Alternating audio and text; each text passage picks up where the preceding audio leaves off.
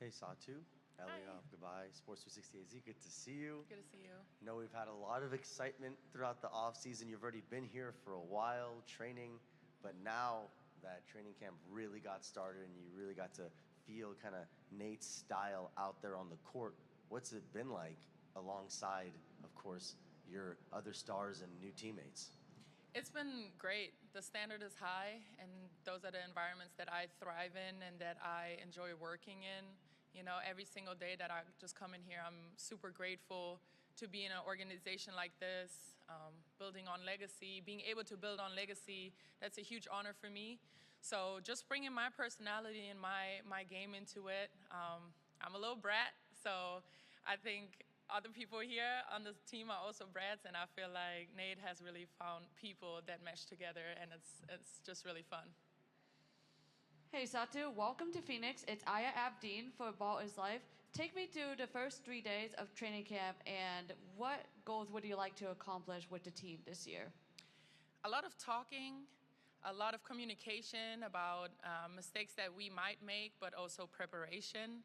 So, you know, just obviously moving our bodies and prepping our bodies for a really demanding and hard season, but just keeping the fun with it. Basketball is something that we all love doing, and I think that this environment encourages that fun, and this environment encourages this openness to be better and challenge us to be better, but also, you know, just sitting in the family room, having breakfast together, building that team chemistry, because that is something that we will just have to work on a little bit more than other teams. They've been together, but it seems like it's a good fit, and the first 3 days were definitely really good for everyone all around. I think from the people that just came in to the people that have returned, for example, like Ka and Mac, they've been teaching us what it means to be a Mercury, and I think it's good to have that and a little bit of new vibe in there, so we can all be together.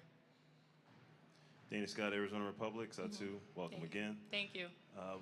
Last year in Dallas, you had 2 6'7" on the team, and now you have one here in Kalani. So how much did that help you with spacing and having the defenders crash down on them and then open you up? And how do you think that will help you with Kalani being here again with you? Yeah. I love playing with bigs, and I think having Kalani on the team will be such an asset. She's very mobile, and she can, you know, run the floor, but she's also a good shooter and knows the game. Like, her IQ is really high. And I've profited of like having big people in the paint, because you need to guard them. You need to box them out. They will just rebound the ball, and you know, I love my little dish offs to the post and side too. So it creates this form of being able to rely on your people. And obviously, I had 2 last year. We were really big in Dallas, but I feel like we're really big here too. And yeah, Lonnie's just in there working. It's really great. Satou, Lena Washington, 12 News Phoenix. Welcome to the Valley. Thank you. You mentioned legacy here, so I'm curious what your knowledge of the Mercury and perception was before landing here and how that's changed or been emphasized since you arrived. Yeah, so the Phoenix Mercury are actually one of the first games that I also got to watch. Overseas, it's a little bit harder watching the games, especially due to the time change, but everyone knows DT, and I think that she's been definitely a role model in my life. I got to play against her in the W, but also in college for the first time, and that was really, really, really when I started, you know, being around her and like looking at her more. And to be able to stand on and practice on her court now, I was looking at a video and I'm like, okay, Diana Taurasi court, like how legendary is that I get to practice on here? You know, just growing up, watching women play basketball, like I really don't take this lightly at all. And it's a huge honor getting to spend time with BG and knowing how many years she has spent here, and that I don't want to let people down that way either, because that's just the pride that comes as a woman, as a black woman, to carry on the legacy of someone like her.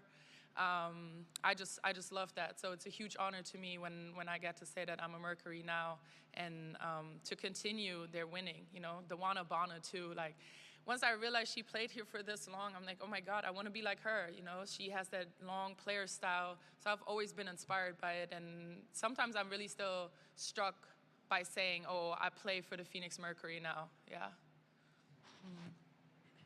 Thank you. Greg Moore, Arizona Republic columnist. Hey. Good to see you. Kalia's going to have this new role. She's going to be more of a team leader. I'm curious how you think she can advance your game. How will you two play together? she challenges me, and we already had a conversation, especially around recruiting time. She was like, I'm going to demand a lot from you. And we looked each other in the eyes and we were like, yeah, good. Like, I want that because I know her drive as a player. I've played against her. She has won. So that's where I want to be. So I'm ready to learn. And even in I think the third practice or the second practice, she just huddled everyone together and spoke up. And I don't know her that well yet, but what she said and just being able to be accountable, hold us all accountable, and tell us not to settle and not to ever be not hungry, that instills something within you when a player like that says that, like, oh, you have won, you know, you could have some type of satisfaction to it, but she's still hungry, and I love that. Like, that is something that really fuels other people, and I'm very big on mindset. I'm very big on approaching something very seriously and preparing for it. So she's been setting the standard, and I just love that. I love when someone comes in and does things the right way and then demands things because, yeah, absolutely. Girl, tell me everything you need. Tell me everything you need. Satou, Craig Fouye, ABC 15 Sports. How are you managing the nerves, the anxiousness, the excitement of a fresh start, of being here, moving to Phoenix and being a part of this group? By fully embracing it. I'm here now. I know what I am capable of. I know what I'm capable of, and I'm just happy to bring my game to the city. I'm happy to bring my game on the court, and I know people are excited when they see me play. So I love the game so much, and that's really what's having me excited. I was seeing the first Phoenix Mercury post of our practices, and I'm like, wow, all my smiles have been caught on 4K. I'm like, I need to be a little bit more serious, but I'm just excited. It's a new beginning for me, and I'm just grateful. Yeah. Hey, Satou, Brendan Clean, Phoenix New Times. I know you've had a couple of seasons, unfortunately, set back with injuries and different things you've had to overcome.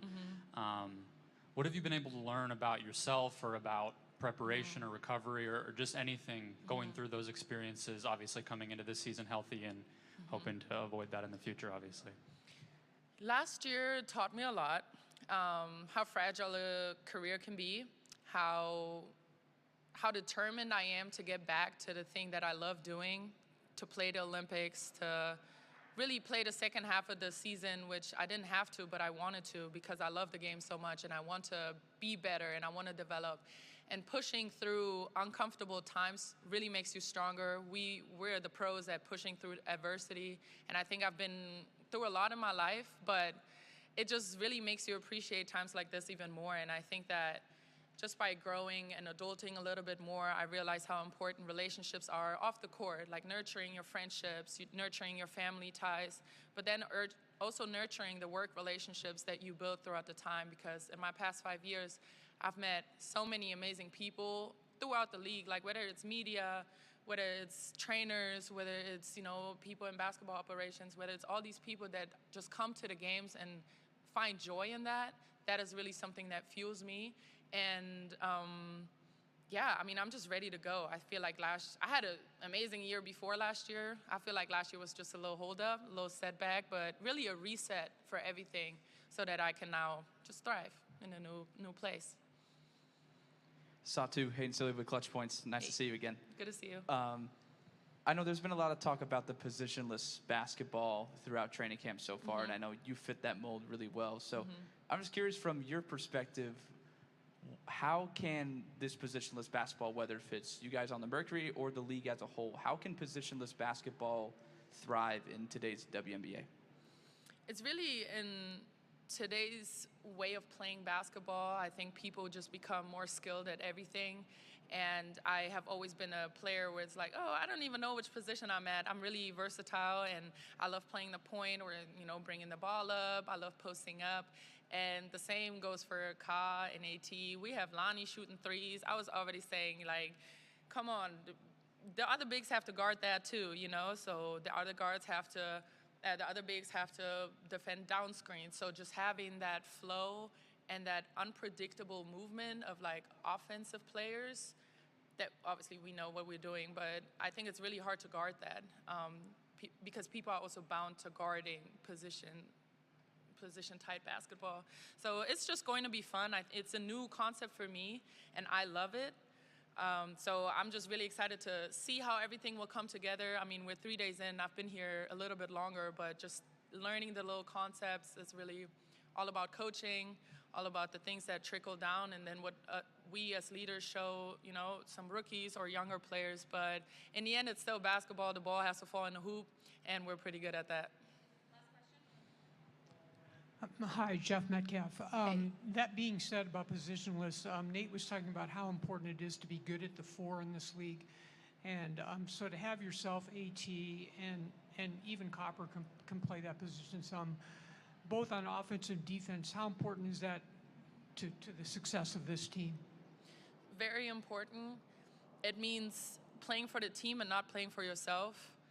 As a four, you really control the game, and now we have multiple fours on the court, but we're also enabled to do so. So, you know, just by swinging the ball or having like a pin down action, a flare action, everyone can initiate those actions.